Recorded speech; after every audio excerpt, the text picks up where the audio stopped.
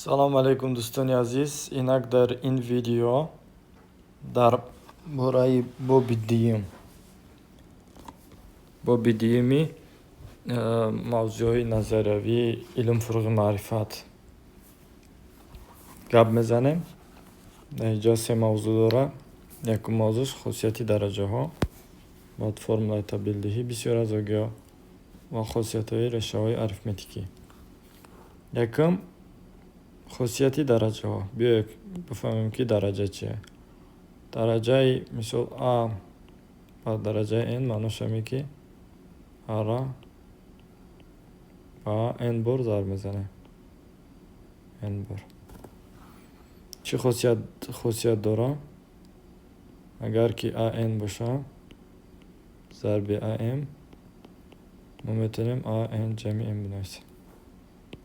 Агар ки AN тақсими AM боша, AN минуси m менависем. Семаш А дар дараҷаи 0 баробари ба AN тақсими AN баробари ба 1. Бар як ихтисор мекунем. Сета хусусият бо чӣ хусусият аста? Масалан, агар ки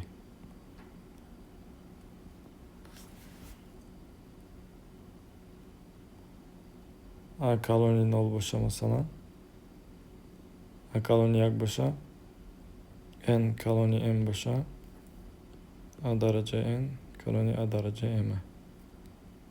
Агар ки А табайни 0 1 боша, n калони m боша, А дараҷаи n хурди А дараҷаи m. Бо хай метавонем дар китобо проверка кунем чӣ хусусиятҳо дора дараҷа.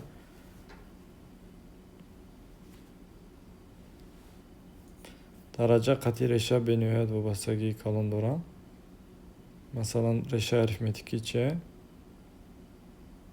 Агар ки ягон адади А-ра ба дараҷаи m бардорем баробари b шава, маънои ӯро дорад ки адади А баробари ба решаи n-и b. Масалан, x квадрат баробари 49, маънои ӯро дорад ки 49 решаи квадратии x x 7.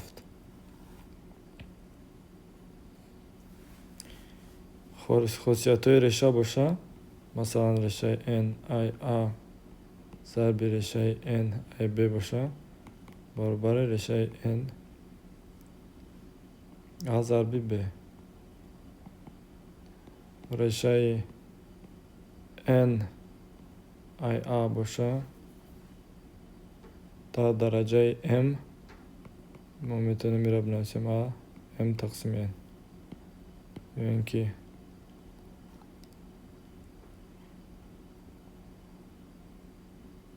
А дар зарби b дараҷаи m боша, А дараҷаи m зарби b дараҷаи m нависта метавонем. Ям хусусияти дараҷа. Бо чанд хусусиятҳои дига аста?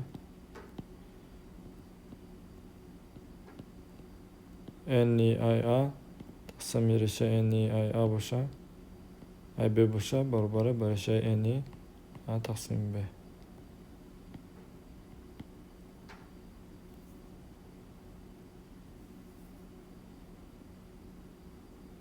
А дар дараҷаш минуси n баробари ба 1 тақсими А дараҷаи n. А дараҷаи m дараҷаи n баробари ба А дараҷаи m зарби n. дӯстони азизи, дар бораи хусусияти дараҷа ва хусусияти решаҳо. Дар бораи решаҳои арифметикӣ як чиз бигӯем ки масалан решаи А боша бояд ҳама вақт ҳамон ай 0 калон боша, барое ки решаи dm ай А боша, А бояд калони 0 боша, барое ки мо решаи адади ҷуфта ёфта метавонем фақат ҳангоми чизе ки дар таги реша аст калони 0 будан. Ва барои кубӣ не обязательно, масалан решаи кубии минуси 1 баробари минуси 1. Бибинем ки решаи 4 минуси 1 Ona میتونیم بگیم مینوس یک. حالا درباره فرمولای تبدیلدهی بسیارازوگی چیه؟ اینا مثلا ما یک ازوگی داریم. A, B, C یک ازوگی هست. بسیارازوگی یک چند ازو داره. از یک زیاد ازو داره. فقط summa یا اینکه فرق یا اینکه ضربی یک ازوگی های بسیارازوگی. مثلا میخواد تقسیم بدن نمیتونه یا اینکه درجه منفی داشته نمیتونه. بسیارازوگی مثلا رشته A بسیارازوگی گفته نمیتونیم برای که بسیارازوگی خویدش میگه که باید که ای سوما جمع یا اینکه کوادرات درجه یک ازوگی ها ساخته شده باشه. با یک چند فرمولا هسته. فرمولای ضرب مختصر میگن. مثلا a جمع b در کوادرات برابر با a کوادرات جمع 2ab جمع b کوادرات. a تری b باشه برابر a کوادرات در 2ab جمع b کوادرات. اینا فرمولای تبدیلدهی میگن. a تری b a جمع b این a کوادرات تری b کوادرات میشه. چهارمش باشه a کوب تری b کوب a تری b a کوادرات جمع ab جمع b کوادرات. پنجم می هفتشه باید هر یک خواننده بدونه. a کوب جمع b کوب برابر a جمع b فقط جای اینجا مینوس میشه.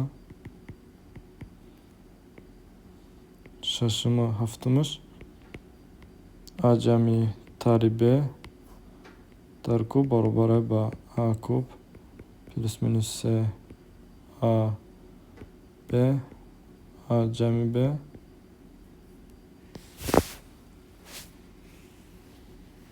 اینجا تری b جمع b در کوب. اکنون دوستان عزیز با ما میتونیم چیکار کنیم؟ درجه n را بیاوریم. با فرمولای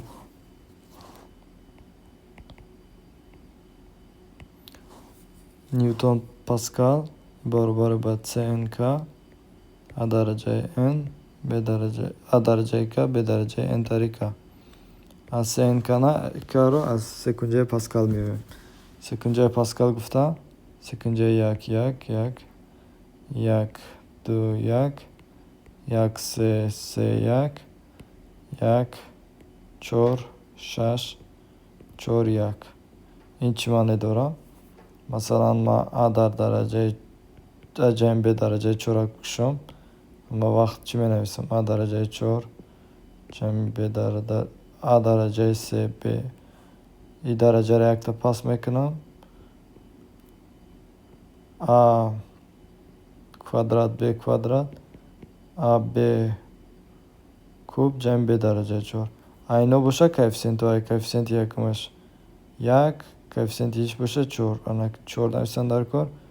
کوفیسینت اینجا 6 کوفیسینت اینجا 4 کوفیسینت اینجا 1.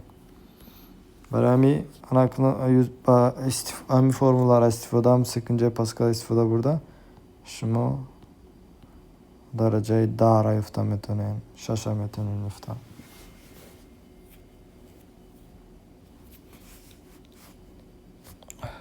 باز چی موضوع میتونه دایی فرمولای اساسی فرمولای تبدیلی بسیارازوگی باشه.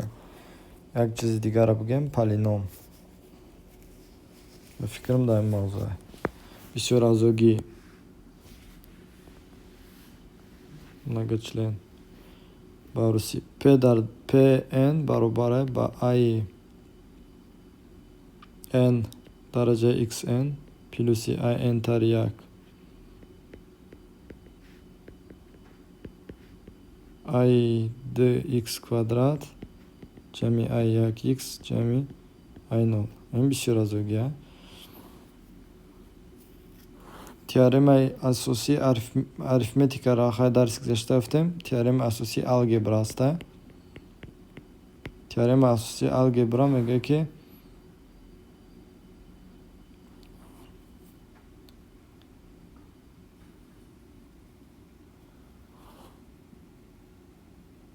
dil خو بسیار ازوگی درجه n رشای kompleksi دارد.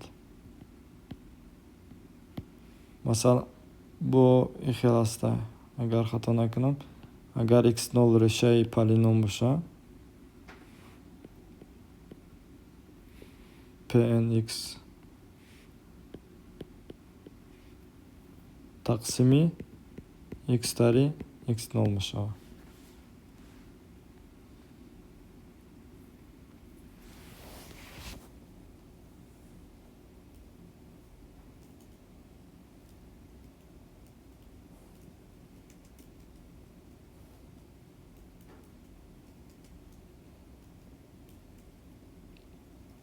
اکنون پالینوم را اگر دو پالینوم جمع کنیم باز پالینوم با بسیار ازوگی میشود.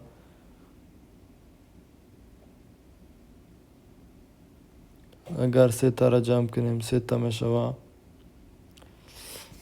با پالینوم میشود. پالینوم را خیلی ضرب بزنیم اگر با پالینوم حاصل میشود و غیره. مثلا teorema asosiy aritmetika چی گفتیم؟ algebra چی گفتیم؟ گفتیم مثلا x kvadrat جمع x تری 2 پالینومی درجه دیه ما точно دو تا حل داره درشه داره.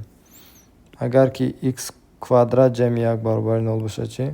در این حالت هم دو تا رشه کمپلکسی داره. اگر که یگان عدد z رشه بسیار ازوگی باشه z سپریجونی هم رشه بسیار ازوگی میشه. z سپریجونی چه؟ اگر z برابر a جمع i b باشه z سپریجونی a تری i b میشه.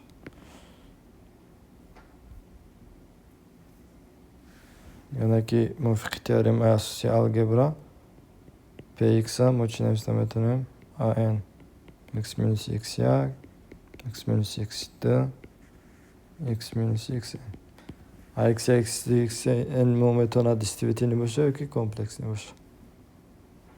خب موضوع بسیار ازوگی بسیار موضوع کلونه بسیار چیو داره teorema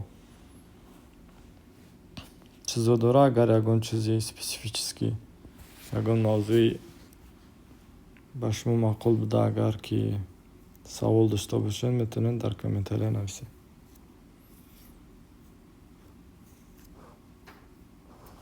یک چیز دیگر اگم اگر که x0 رشه مدل باشه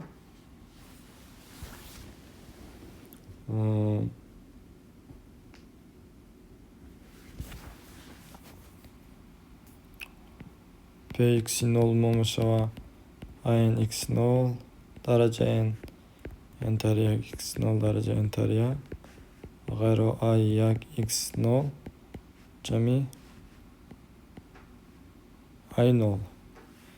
یعنی که همین بسیار ازوگی را تقسیم x درجه 0 کنیم ما i 0 باقی میگیریم. یکی px0 برابر i 0 مودی x0. با همین ویدیوی امروز را تمام میکنیم.